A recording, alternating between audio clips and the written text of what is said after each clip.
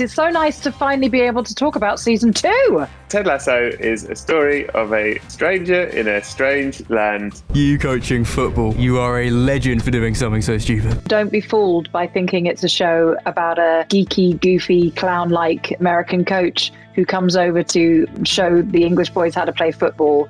That is the absolute tip of the iceberg. He comes with the objective not just to make these players like the best young football players that they can be, but he like really wants to make them like the best people that they can be. And so at the end of it, it's just about like a man trying to teach these young men how to be better people and how to help everyone around him overcome their kind of like personal and professional obstacles. It's nice to meet you. It's nice to meet you. Consider this song, I wait to greet you. Hey! Brendan always makes fun of me because I always say it's magic, but like I do think there's an element of magic to this show where it's just like this thing that we've been trying to make, and all these kind of magical things are happening to bring it all together. All I know is that everyone went into it with all the love in the world and all the good intention, and I think amongst that there's still an element of magic that makes it all come together, We felt that day one of season 1, when we were all sitting around the table reading the pilot, hoping we wouldn't get fired.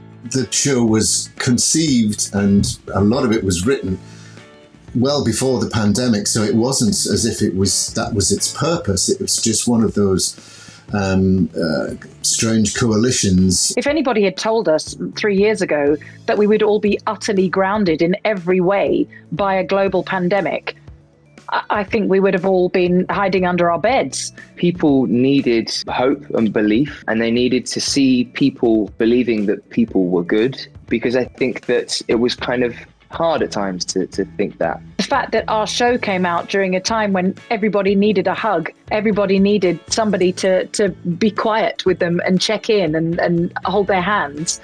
The writers have created something that has been just that antidote. I think that phrase that Ted has when he's playing darts. I saw this quote by Walt Whitman, and it was painted on the wall there. It said, "Be curious, not judgmental." I like that.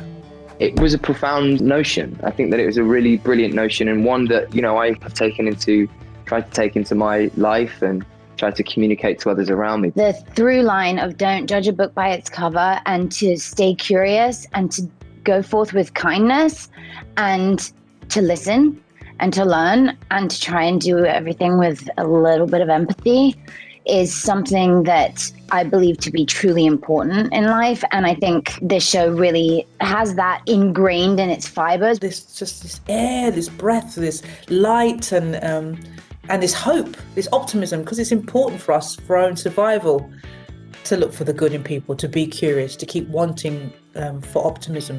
You don't think you're going to ever be a part of something like that, where you actually have an impact on people. I'm just really proud to be a part of a show that channels that.